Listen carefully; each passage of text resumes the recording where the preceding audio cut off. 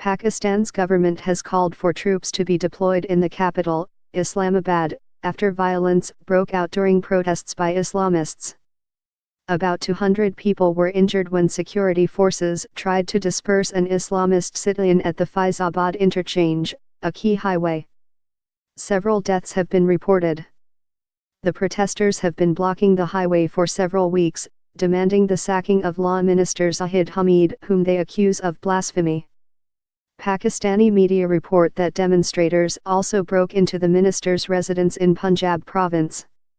Mr. Hamid and his family were not in the building. The protests have spread to other cities, including Lahore and the southern port of Karachi. The Pakistani government asked the army to deploy in Islamabad on Saturday evening.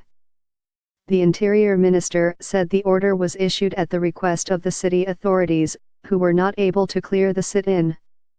There was no immediate comment from the Pakistani military. Earlier on Saturday, security forces used tear gas and rubber bullets to try to disperse the demonstrators, Pakistani media report, but were met with rocks and tear gas shells. About 8,500 elite police and paramilitary forces took part in the operation to clear the Faizabad interchange. The crackdown was later suspended. Protesters said 4 of their activists were killed, but police said there were no deaths, Reuters reports. However, officials are quoted in other reports confirming that several people were killed. Many of those injured are security personnel.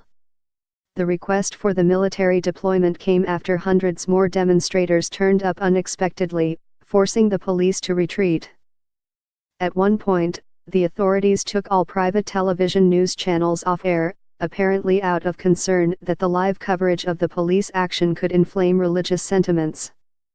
The protesting Islamists, from the hardline Tehreek-i-Labbaik ya Rasool Allah party, want the law minister to be sacked for omitting a reference to the Prophet Muhammad in a new version of the electoral oath. The minister has since apologized, saying it was a clerical error.